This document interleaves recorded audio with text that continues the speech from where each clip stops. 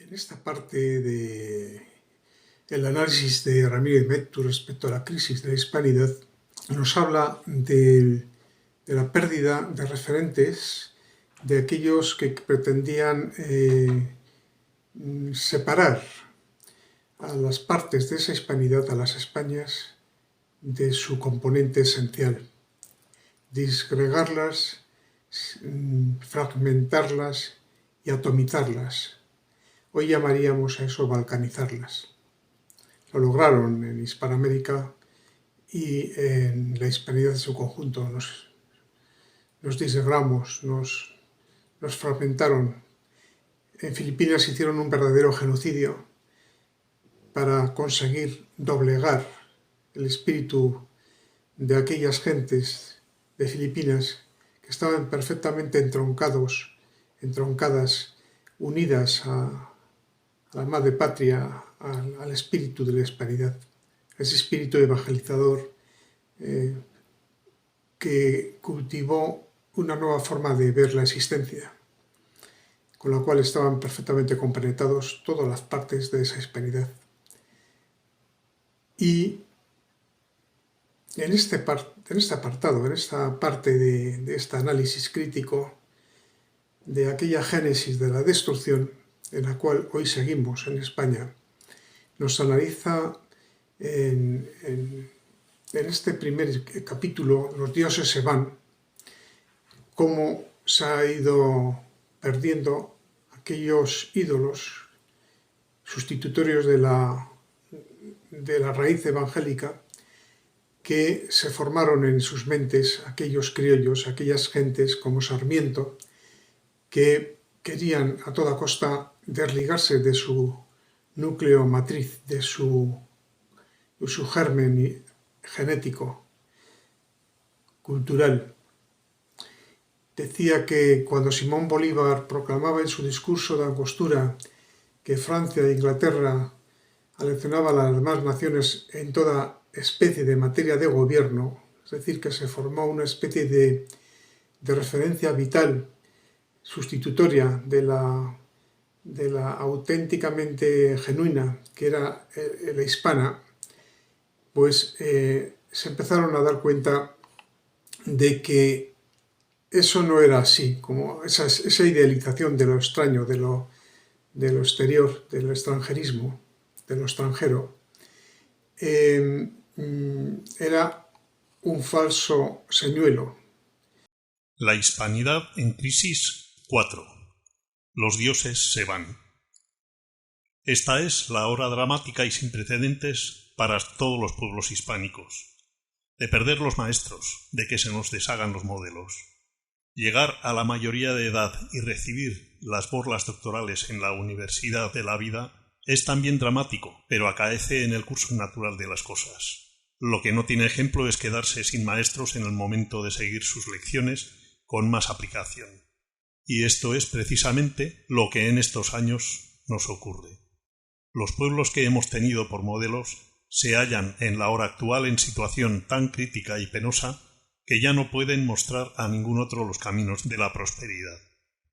Cuando Simón Bolívar proclamaba en su discurso de Angostura 1819 que Francia e Inglaterra aleccionaban a las demás naciones en toda especie en materia de gobierno, y que su revolución, como un radiante meteoro, inundaba al mundo con tal profusión de luces políticas que ya todos los hombres que piensan han aprendido cuáles son los derechos del hombre y cuáles son sus deberes, en qué consiste la excelencia de los gobiernos y en qué consisten sus vicios.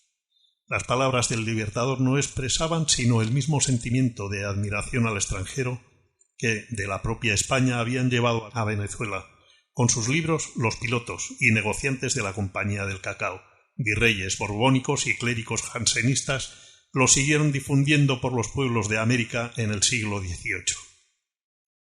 Las maravillas de la industria de otros países lo arraigaron con tal fuerza en el siglo XIX que sobrevivió en 1918 a los horrores de la Gran Guerra y aún en medio de las perplejidades de la posguerra ha querido prolongarse en los descaminados panegíricos de la Rusia soviética o en los encomios más justificados que de los Estados Unidos se hacían hasta hace 3 años. porque los mismos hispanoamericanos o españoles que, como Rodó, se atrevían a burlarse del norteamericano Marden por considerar el éxito material como la finalidad suprema de la vida, admiraban y aún envidiaban a los compatriotas de Washington y Lincoln por haberlo alcanzado. ¿A qué pueblo extranjero volveremos ahora los ojos, donde no hallemos la estampa del fracaso? Lo grave no es que inviernen este año los norteamericanos preguntándose lo que van a hacer con sus 12 millones de obreros sin trabajo. Lo grave es que no se hayan propuesto otra cosa que ahorrar brazos con sus inventos y sus máquinas y sistematizaciones del esfuerzo humano, porque ahora vemos, claro como la luz, que el ahorro de trabajo tiene que llegar a dejar sin comer a los trabajadores, a menos que las máquinas que los sustituyen les aseguren la pitanza. Tampoco Alemania puede servirnos de modelo después de una guerra en que supo atraerse la enemiga de 22 naciones y de haber imitado tan servilmente el sistema norteamericano de la producción en masa, que ha obtenido el mismo resultado de dejar a sus obreros sin trabajo. Tampoco es envidiable la situación de Francia, con su déficit de más de 12.000 millones de francos, sus tributos asfixiantes que alejan de sus tierras a las multitudes de viajeros que antes las enriquecían y su incapacidad para entenderse con sus vecinos descontentos que la amenazan con la guerra. Tampoco la de Inglaterra con su imperio resquebrajado y sus 3 millones de obreros sin trabajo. De otra parte, el sueño socialista, que había servido de ideal a 3 generaciones sucesivas de europeos, se desvanece ante el ejemplo de miseria que la Rusia de los soviets ofrece al mundo. Y toda la admiración que nos inspiran los esfuerzos de Italia y el Japón por alimentar a poblaciones excesivas para sus angostos territorios no logran acallar nuestra pena por la gran estrechez en que sus hijos viven. Dice, ¿a qué pueblo extranjero volveremos ahora los ojos, donde no hallemos la estampa del fracaso? Es decir, analiza sus tiempos, los tiempos de los años 30, hace ya casi 100 años, hace casi un siglo. Alemania estaba desastrada tras una guerra. Francia tenía un fracaso económico, un déficit brutal, tributos asfixiantes, dice, incapacidad para entenderse con sus vecinos descontentos que la amenazan con la guerra. Inglaterra, un imperio resquebrajado con 3 millones de parados, de obreros sin trabajo. Rusia, la Rusia soviética, que pues algunos esperaban de ella que iban a sacarles de esa defección, de ese desastre económico, de esa recesión económica de los años 30, pues era un desastre también. Se desvanece el ejemplo con la miseria que ya expresaba la propia Rusia soviética, la Rusia comunista, nacida de los soviets. Toda la admiración, dice, que inspiraban Italia y Japón por alimentar poblaciones excesivas, no logran acallar nuestra pena por la gran estrechez en que sus hijos viven. Se nos dirá que el mundo ha librado una gran guerra y tiene que padecer sus consecuencias. Pero la guerra, a su vez, no fue el resultado de algún error fatal inherente a los principios básicos de las modernas nacionalidades. Que cada uno siga su genio y vocación parece cosa deseable, pero si de ello se deduce la incapacidad de que se entiendan unas con otras, la consecuencia indeclinable de esa exageración de sus peculiaridades será que no puedan solventar sus disputas por otro camino que el del conflicto armado. El costo de la guerra y la ruina derivada de esa guerra. Estamos ahora en momentos de guerra también, una guerra absurda, la de Ucrania, por los afanes expansionistas de unos y de otros, por la confrontación de bloques, por la falta de convivencia de quienes no saben dejar al vecino en paz. Es decir, esto que digo tiene muchas interpretaciones, pero él nos da ejemplo con sus palabras de lo que hoy viene suponiendo la confrontación bélica y las guerras, los desastres que están provocándose por los afanes económicos, por no saber desarrollar un espacio de convivencia, de paz y de desarrollo humano, espiritual sobre todo, y también de convivencia, por perder los elementos referenciales de convivencia, los valores, la civilización. Todo eso ha hecho que Europa se vaya desmoronando poco a poco, lo vemos hoy en día. Entonces, también lo vieron. Este síndrome actual tiene su parangón en aquel síndrome, del cual no hemos sabido aprender. Lo repetimos, tropezamos nuevamente con la misma piedra. El hombre es el único ser que es capaz de tropezar en la misma piedra hasta 3 veces. Llevamos ya varias. Primera Guerra Mundial, Segunda y parece que ahora la tercera. Es que ya tiene desgracia la situación, ¿eh? No sabemos entender que nuestras referencias vitales nacidas del espíritu cristiano es la única fuente de convivencia, la única fuente de desarrollo y de vida pacífica. Pero de otra parte, no es sólo el costo de las guerras lo que causa su ruina. El aumento constante de los gastos públicos se ha convertido, para todos los pueblos, en una ley histórica. Y así los estados no son ya escudos protectores de las naciones, sino cánceres que la devoran.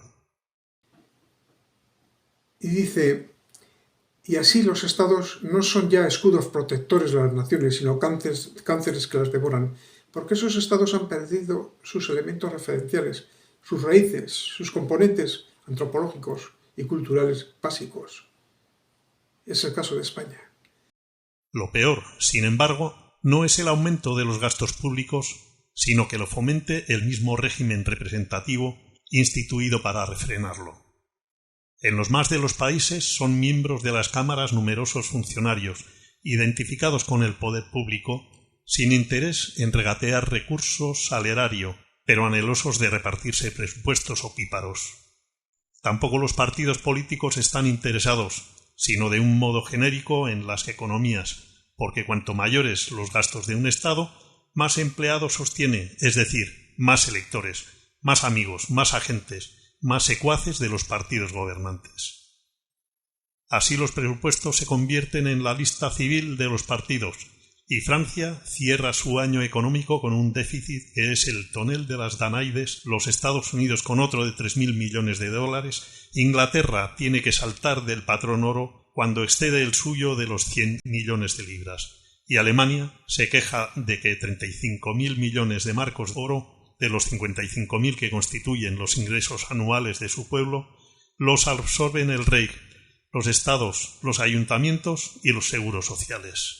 Y fíjense cómo analiza su tiempo Ramírez Maeztu, con qué luminosidad mental. Dice, lo peor, sin embargo, no es el aumento de los gastos públicos, sino que lo fomente el mismo régimen representativo instituido para refrenarlo. Habla de las cámaras con multitud de cargos públicos, dice él, numerosos funcionarios, identificados con el poder político sin interés en regatear recursos al erario, es decir, ese espíritu de sanguijuela que exprime los presupuestos, que aumenta el gasto público sin límite.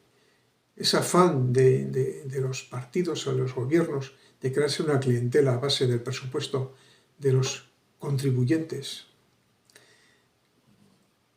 Así los presupuestos se convierten en la lista civil de los partidos políticos. Los partidos políticos se han degenerado pasando de un servicio al interés general a un servicio de sus propios intereses. Ya lo denunciaba. Y eso lleva a que los presupuestos se convierten en una especie de losa para las naciones, generadores de déficit público y impuestos que son confiscatorios, ¿no? Hablaba de la deuda de Inglaterra, la deuda de Alemania, la deuda de los países de Europa una deuda que lleva a la inflación, a la pérdida de capacidad adquisitiva de los ciudadanos y al enquilosamiento del comercio, de la industria, de la agricultura, del ahorro. Ahora bien, a medida que aumentan los presupuestos de los estados, disminuyen los beneficios del comercio, de la industria, de la agricultura y del ahorro transformado en capital, lo que quiere decir que se va estrechando la posición de los industriales, de los agricultores, de los comerciantes y de los capitalistas, con lo que se hacen inseguras y poco codiciables las profesiones productoras de riqueza y se acrece el ansia de buscar asilo en las carreras y oficinas del Estado, cuyo anhelo mueve a diputados y gobernantes a volver a aumentar el presupuesto de gastos, con lo que se forma el círculo vicioso que empieza por absorber las energías de la sociedad, pero que acaba indefectiblemente con la soberanía del Estado, que es el fin de los cánceres, matarse cuando matan. Es decir, se va estrechando, dice, la posición de los industriales, de los agricultores, de los comerciantes y de los capitalistas. Es decir, se van desapareciendo las clases medias. Todo el mundo quiere buscar asilo en las carreras y oficinas del Estado, es decir, todo el mundo quiere ser funcionario, lo cual esa especie de megalomanía aumenta el interés de los partidos en hacer crecer el gasto público, porque de ahí viene el sometimiento, el crear súbditos al Estado, del Estado, dependientes del Estado. No hay quien custodie a los custodios, no hay quien nos proteja contra el Estado que debe protegernos. Y es el ideal mismo que inspiró la creación de los estados modernos lo que está en entredicho. La Edad Media se fundaba en una armonía de sociedades, communitas communitatum, que era también un equilibrio de principios, en el que se contrapesaban la autoridad y la libertad, el poder espiritual y el temporal, el campo y las ciudades, los reinos y el imperio. Se rompió la armonía. Cada principio quiere hacerse absoluto, cada voluntad soberana. Así han tratado de reinar como déspotas por medio de un Estado omnipotente, la libertad ilimitada y la autoridad arbitraria, la nación y las jerarquías, el progreso y la tradición, el capital y el trabajo, y todavía sueñan los hombres con que el triunfo total de su doctrina favorita hará expandirse al infinito el poderío de su voluntad, que identifican con la de su nación o su liga de naciones, la del proletariado o sus correligionarios. Solo que las mentes reflexivas desconfían. Ya no es hora de utopías. Se está hundiendo el terreno donde se alzaban. Y por primera vez desde hace 2 siglos se encuentran los pueblos hispánicos con que no pueden ya venerar a esos grandes países extranjeros que, como ha dicho Alfredo Weber, solo piensan en sí mismos, en su expansión y en su seguridad, como los reverenciaban cuando pensaban o parecía que pensaban por todas las naciones de la tierra. Alemania, que no paga a nadie, Francia, que no paga a los Estados Unidos, Inglaterra, que paga a los Estados Unidos pero con reservas, porque no cobra de Alemania y no sabe si cobrará de Francia. Los Estados Unidos que quieren cobrar de todo el mundo, pero ¿son estas las luces políticas que inundan el mundo como radiante meteoro y que cegaban a Simón Bolívar? Y si resucitara Sarmiento, el enemigo más encarnizado que han tenido los ideales hispánicos, ¿qué pensaría de estos países que fueron sus dioses? No hay quien custodie a los custodios, no hay quien nos proteja contra el Estado que debe protegernos, decía Remiro de Método. Es decir, está haciendo un análisis perfectamente extrapolable al mundo de hoy, a la situación de la sociedad actual, de la economía y la política actual. Dice, se rompió la armonía, cada principio quiere hacerse absoluto. En la Edad Media funcionaba de otra manera. Dice, hemos desarrollado un progreso realmente acorde a los tiempos de la humanidad, o hemos retrocedido a fases previas a la humanidad entre el hombre, en las cuales el hombre se convertía en lobo de sí mismo. Todavía sueñan los hombres con el triunfo total de su doctrina favorita, hará expandirse al infinito el poderío de su voluntad que identifican con la de su nación o su liga de naciones, que ya se estaba generando. Solo que las mentes reflexivas desconfían, ya no es hora de utopías, se está hundiendo el terreno donde se alzaban, dice Ramiro de Maeztu. Porque esas utopías no nacen de los valores, no nacen del espíritu, nacen del materialismo y del afán de poder de unos sobre otros. Alemania, que no paga a nadie, dice. Francia, que no paga a los Estados Unidos, dice. Inglaterra, que paga a los Estados Unidos, pero con reservas, porque no cobra de Alemania y no sabe si cobrará de Francia. Los Estados Unidos quieren cobrar a todo el mundo, es decir, todos se deben a todos. Se genera una especie de burbuja económica sobre la base de la inflación y de la deuda. Y al final nadie paga, que al final se crea una crisis sistémica. ¿Con qué sabiduría analiza Ramiro de Maeztu la situación anterior a los tiempos presentes y cómo se repite la historia? ¿Y cómo se puede repetir el diagnóstico sobre esos hechos? ¿Y cómo debemos aprender de las sabias palabras de quienes analizaban los tiempos pretéritos para aprender de los tiempos presentes? Porque nos sirve perfectamente este análisis, este diagnóstico para las fechas de hoy. Nos sirven perfectamente. Escribo la palabra dioses deliberadamente. Era ayer todavía, el 2 de septiembre de 1888, cuando moría Faustino Domingo Sarmiento en la Asunción del Paraguay, y se envolvía su cadáver en las banderas de los 4 pueblos a que había servido: la Argentina, Chile, Paraguay y Uruguay. Sobre su tumba fue grabado el epitafio por él elegido: una América libre, asilo de los dioses todos, con lengua, tierra y ríos libres para todos. ¿Qué dioses eran esos? Confucio, Buda, Odín, Mahoma, Zeus, Afrodita, el Padre Sol. Sarmiento creyó toda la vida que el mal de los pueblos hispánicos de América, aparte de sus indios y mestizos, dependía de su formación española. Nos sirven perfectamente. Y criticaba a Sarmiento que quería a toda costa separarse de España y de la antropología, el legado histórico-cultural de España, para montar su propio claro, aquel naturalismo que hablábamos en el episodio pasado.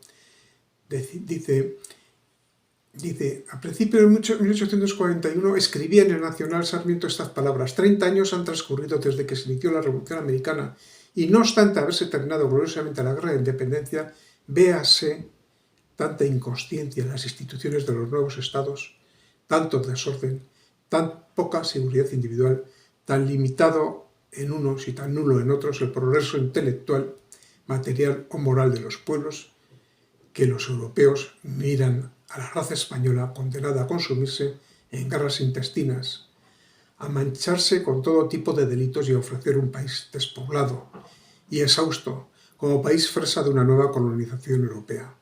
Sarmiento se da cuenta de su error. Se da cuenta, esto no es. ¿Recuerdan ustedes las palabras de Ortega y Gasset en la Segunda República? Esto no es. Siempre estamos con la misma historia. Esto no es. Cuán fácil es equivocarse. Después del error viene el análisis del error. Y ya es algo, es un paso adelante. Por lo menos decir, me he equivocado. A ver si somos capaces de rectificar ese error y no cometerlo de nuevo. Esto no es. Esa ruptura de la hispanidad en fragmentos que luego no sabían gobernarse y se enfrentaban unos a otros, entre los propios hermanos estaban peleándose, Argentina contra Chile, Chile contra Argentina, Uruguay, no sé qué, en fin, Colombia con Venezuela, sin darse cuenta de que estamos en una bronca de familia, con todo lo que ello suponía de defección y de destrucción y de debilitamiento de los lazos de hermandad, y que Europa estaba con la lupa puesta. Hoy no sería Europa, hoy sería China, básicamente con la lupa puesta a ver cómo a ese ese águila, ese buitre que va sobrevolando, vuela en círculos para, agudizando la vista, a ver dónde está la presa. Y cuando más despistada y débil está la presa, aterrizar sobre ella y devorarla. Lo que nos está ocurriendo en España. Nos arrepentiremos de las bobadas, estupideces que estamos cometiendo. No nos damos cuenta de que, debilitándonos nosotros mismos,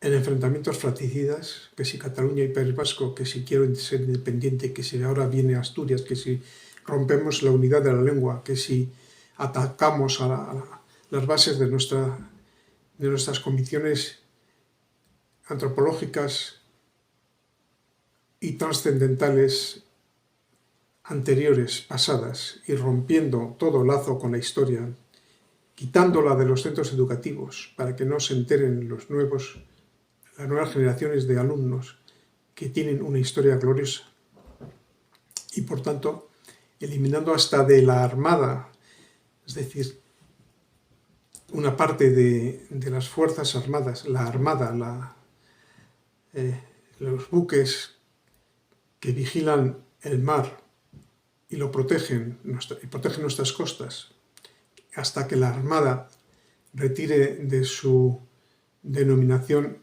el adjetivo española.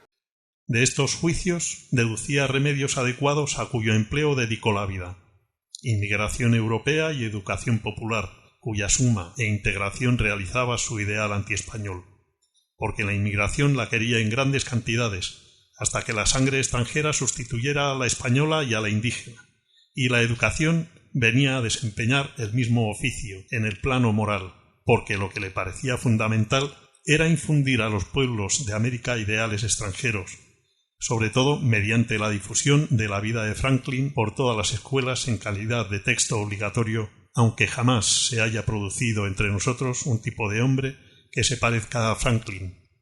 Y eso que se han escrito 20 o 30 vidas de su admirador Sarmiento, que producirán nuevos Sarmientos en todos nuestros pueblos, porque Sarmiento, con su soberbia, su ingenio, su energía, su autodidactismo y hasta su antiespañolismo, es un ejemplar neto y castizo de la raza.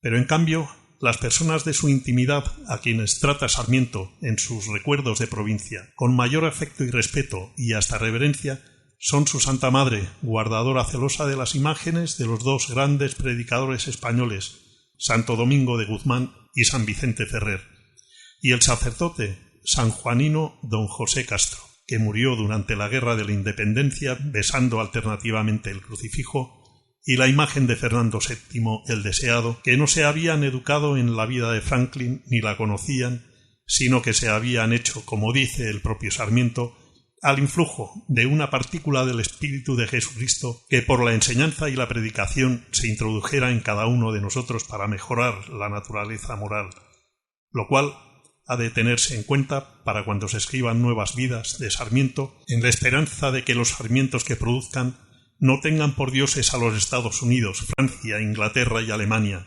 vuelvan a venerar a la Virgen y a Santo Domingo y a San Vicente y a San Ignacio y a San Francisco Javier, y sean enterrados bajo la cruz, después de restaurar la religión de sus antepasados, lo que no impedirá que de ellos diga Júpiter a Juno, como el piadoso Eneas, piadoso por la fidelidad con que guardaba el culto de sus padres, que subirán al Olimpo y encontrarán su asiento por encima de las estrellas.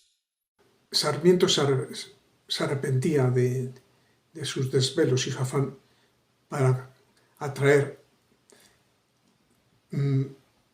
otros ejemplos externos que no tenían nada que ver ni comparecían con los intereses españoles y de la hispanidad.